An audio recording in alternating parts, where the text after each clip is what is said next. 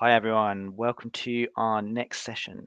Our speaker now is Jens Nielsen, and he's going to be talking about wind-farmed late life strategy development. So something that we haven't quite covered yet at this conference. So great to hear more. Over to you.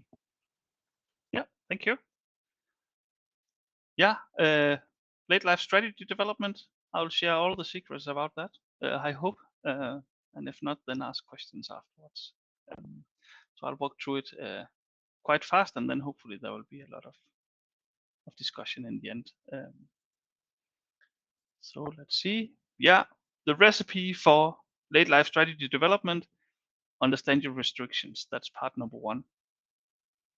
It actually doesn't matter if it's on or offshore. It's the same exercise you have to go through when you try to understand these restrictions. So legal permitting, that's always an important point to see if it's at all possible to do something when you pass the original expected life of wind turbines or whatever assets you have in general.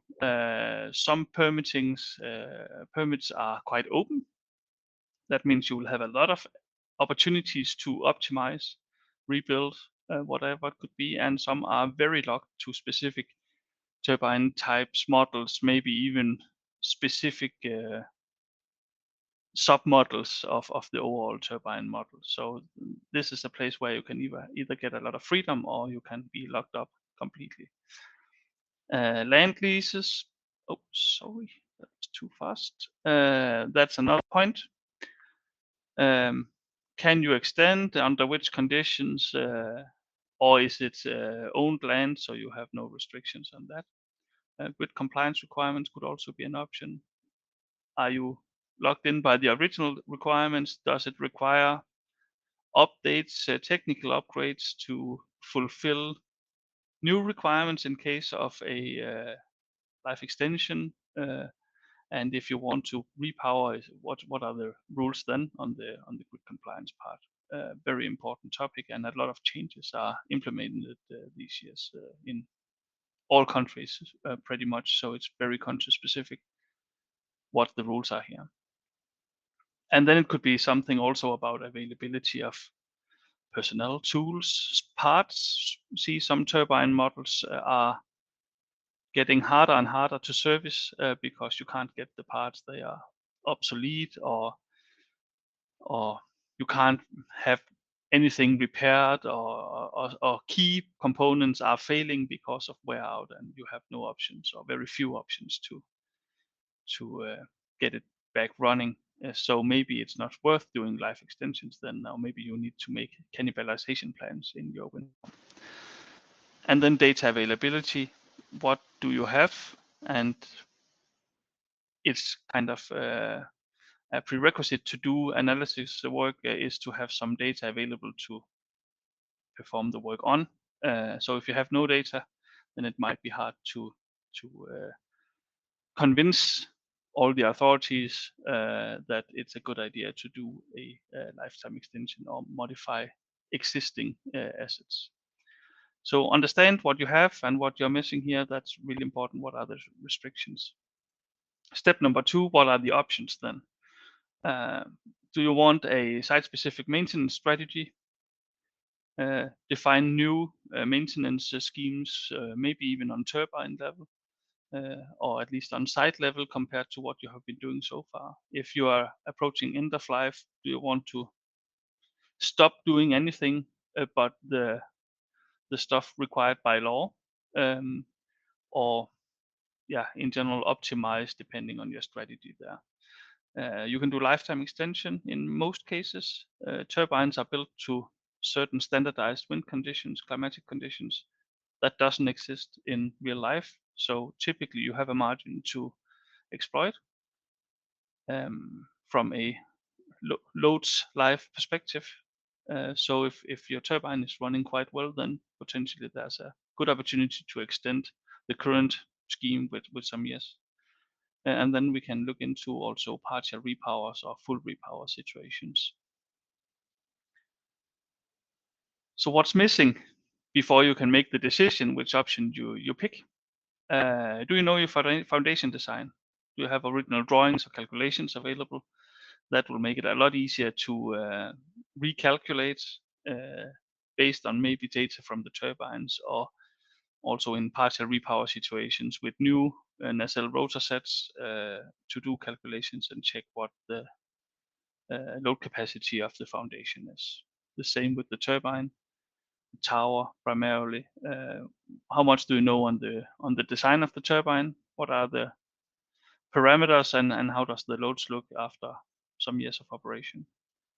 Do you have documentation available? It could be tower drawings. If you're looking into partial repower again, then if you know the tower design, then it's much easier and faster to calculate what the options are. If you don't have them, then you have to do measurements or scan them or model them to obtain that information. So it becomes slightly more complicated. Uh, Electrical connections is the cabling dimensioned for larger turbines, potentially higher maximum outputs, or do you have limitations on that? What can the park infrastructure handle, and yeah, what do you know about the design of the park infrastructure and the connections? And then again, the permissions. If you don't know them, then it can be really hard.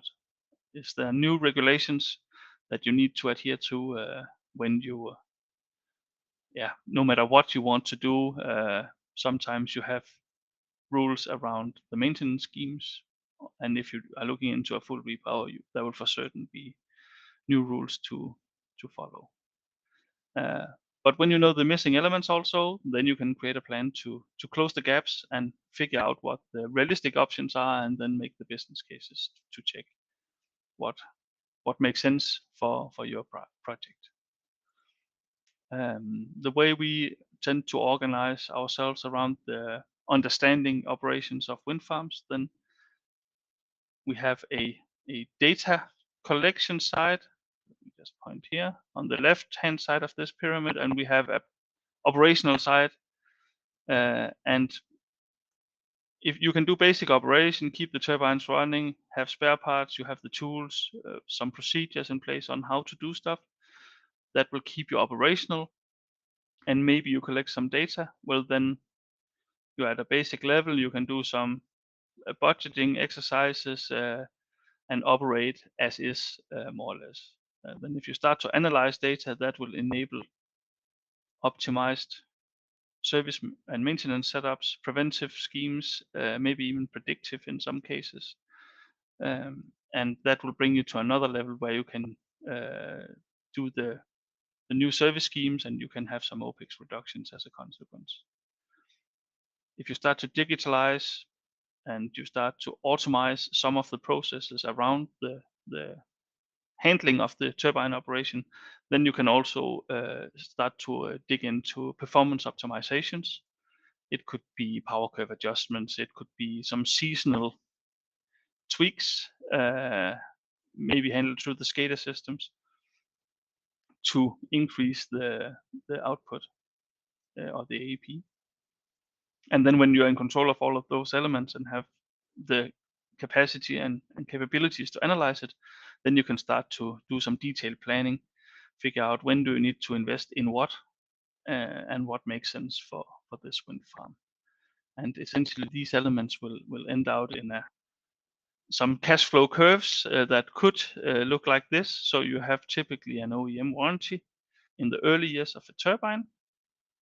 And then when that ends and maybe you don't have a service contract anymore, that will enable you to start optimization on different levels. And depending on your data availability and your skills and the way you operate, and also the potential of the wind farm, then you can do OpEx reductions. You can increase the performance, which will increase the overall cash flow a little bit. But if you can time a partial or full repower right, then that provides a huge opportunity to increase the overall return on investment on your original investment case. And the advantage of shifting 15 years then is that you have all kinds of options from all kinds of manufacturers that weren't available when you did the first project. So if you can make something fit, more or less like building with Lego bricks, you can combine towers, nacelles, rotors from various OEMs. Then you can optimize also to the site conditions in a completely different way than when the original turbine was put up. So this is a lot to do with timing also. If you wait too long, then it's too late and you won't have the remaining life left to pay for the investment you have to make. But if you time it right, then there's also a great opportunity to end at a better place than originally planned for. I have brought some examples of the different things here. Some of it is fictive, and something is studies that we have been doing for customers also. But the first one here, that's an example of a differentiated maintenance strategy for an old wind farm. So Hornsreef 1, that's from 2002, one of the older ones. And because the loads are different on the turbines and the dominant wind direction here is from the west, so it comes in here, that means that the turbines indicated here in the red zone, they see higher loads than the other ones. And therefore, it makes sense to maybe follow the original service schemes and definitely not reduce too much, because these turbines are highly loaded and will therefore also require the highest effort. That's at least the theory. And you have the green zone there in the shade, and probably producing lower figures, and also with lower wear and tear, then they will be less prone to unexpected component failures, and therefore you might have an opportunity to optimize the maintenance schemes on these ones quite significantly. And then you have some turbines in between, and now I just marked a small yellow zone. It could also be a line in here that could be yellow, and that's a mix between the red and green strategy. But it's just to indicate that at one side, it might not be the same strategy that is required for all turbines. Potentially a differentiation is the optimum. For what you say specific strategies, then you could also look into bundled repairs in a way. So this is a study done on a Swedish onshore wind farm with some V92 megawatts and 1.8 from 2010. So also 15, 16 years old. And here the idea would be that in case you have something failing in the drivetrain, main bearing or gearbox failure, something like that, then at the same time change the gear ratio, increase the output of the turbines, and you will get that sort of upgrade for free, as you would have to replace or repair the gearbox anyway in case of a failure. So by installing something else, you could increase the production estimates, not exceeding the design loads of the turbine.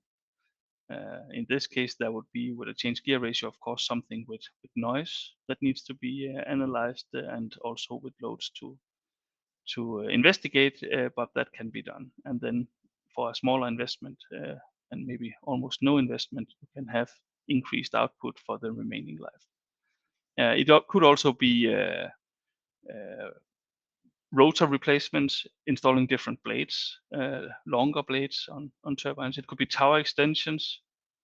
That won't make sense in case you have normally you don't have towers failing, so that's not in connection with a repair that had to happen anyway. But you can do tower extensions in some regions where it makes sense, and you will have a higher output, controller modifications, stuff like that. So in some wind farms, that will be most likely the ideal option. Then you can do partial repower, of course. Another study done for Nysted, and another old offshore site installed with B82 2.3 megawatt turbines, stall regulated turbines. There's only 70 left. 2 of them disappeared over the years. But potentially these could be partially repowered with V85s, which would be V80s with blade extensions, and the production would be massively improved by having both a pitch regulated turbine, and then with the slightly larger rotor set. In this climate, you would have a much higher output, and yeah, in this case there would be reactive power regulation possible, which could potentially increase also the prices you can get for the electricity. You would have identical noise levels. It has been analyzed in this case. And because you switch from a stall regulated to a pitch regulated turbine, there would be an extra life compared to operating the original one. So in general, a lot of improvements on this one. The last one, reduced maintenance costs. The B82s are quite OPEX expensive, and that would also be improved. So in general, you would have an IRR of 9%, and looking at the curve before, then the cash flow would be delayed 4 years, and you would be back on the same level. So if you can just achieve 5 years additionally as a lifetime extension, then in principle you would end in a better place. Yeah, and this is just the permitting side of the Nysted case. So the original permission looked like this. The turbines installed look like this, and then we can see that the rotor was actually slightly larger than the original permit accepted. And then with the upgrade, if you are allowed to do V85, slightly larger rotor again, and slightly increase in the tip height, but the rest more or less as original.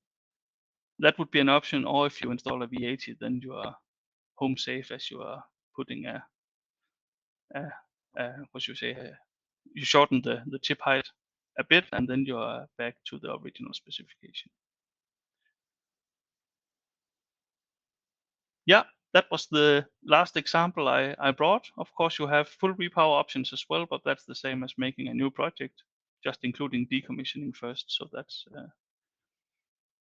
the case there. Any questions? Great. Thank you very much, Jens, for that. And yeah, I think it's a nice one to finish us off before we have a bit of a lunch break. I think for me the kind of core questions are, well, it's not a question, it's a statement. We definitely should be starting to consider end of life strategy right from the very beginning. Do you have any thoughts about how, if you develop a long-term strategy, how often it needs to be updated and how you keep this adjusted as time goes along? I would try to define one already when I buy the turbines, essentially. That would be my take on it. And then you have these natural steps. If I jump back a little bit, then typically what you have is that you have some sort of OEM warranty.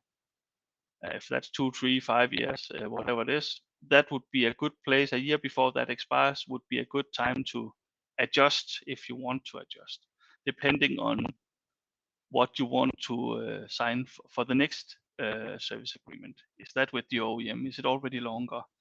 Do you want an IPP, or do you want to self-perform? So every time you make that sort of decisions, that's also where you should adjust that to the late life strategy, essentially. And maybe it's, if you have a 10-year contract or a 15-year contract initially, well, then 1-2 years before the new contract should be in place, that's the time to update your strategy here.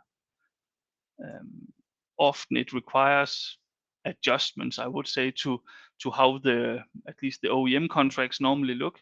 Then they would like to lock you in, so you are not allowed to do certain changes yourself. And if you really want to cash in on the optimizations, well, then it's a matter of taking some sort of ownership, at least on the activity level and maybe on the coverage level you want, to be allowed to adjust the plans yourself. So yeah, every time you start renegotiating, I would say that's the time to update the strategy. Brilliant. Thank you. We've got another a question from the chat asking, can you comment on the significance of repowering's inclusion in the UK's AR7?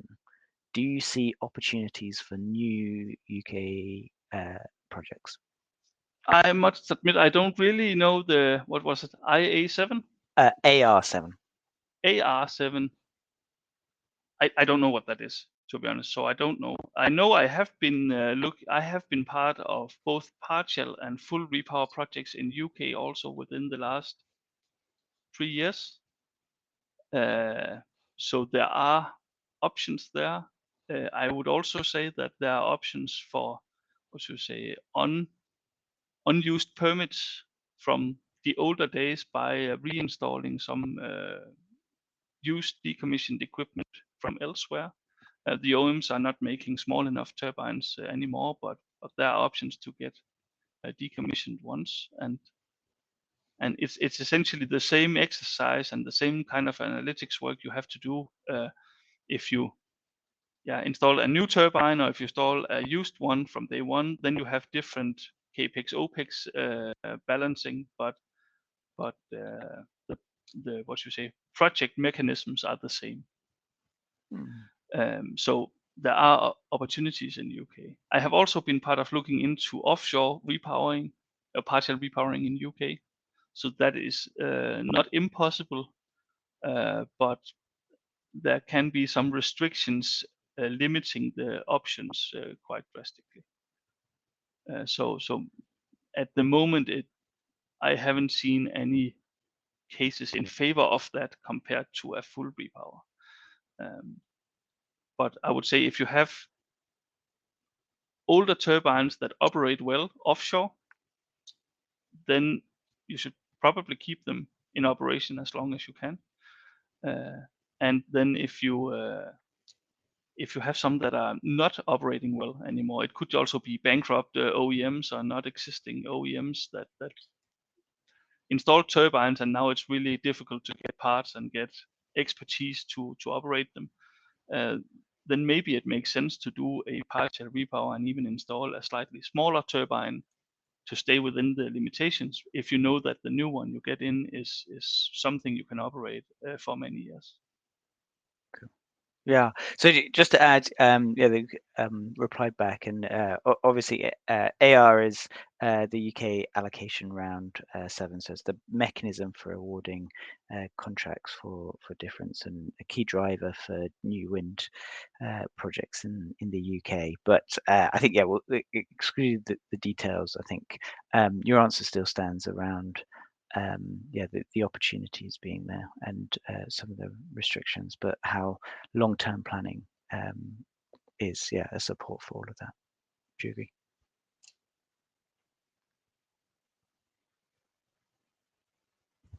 Great. Any final comments from yourself, Jens, before we close this session around opportunities wider? Or no? Brilliant. Okay, well, that brings us nicely to the close of this session. So we will be taking I'll be taking a short break, that's for sure, now until 1:20, but there is other talks happening. So if you stay tuned on stage 1, there is a presentation from UWind at 12:45. So starting just after this, and that'll be chaired by Jonathan Martin. But I will be back properly at 13:20. And stage 2 will reconvene at that time as well. So if you are taking a break, have a good one, and make sure you remember the other digital tools we have on the platform for direct messaging and setting up meetings as well. So thank you again, and see you after the break.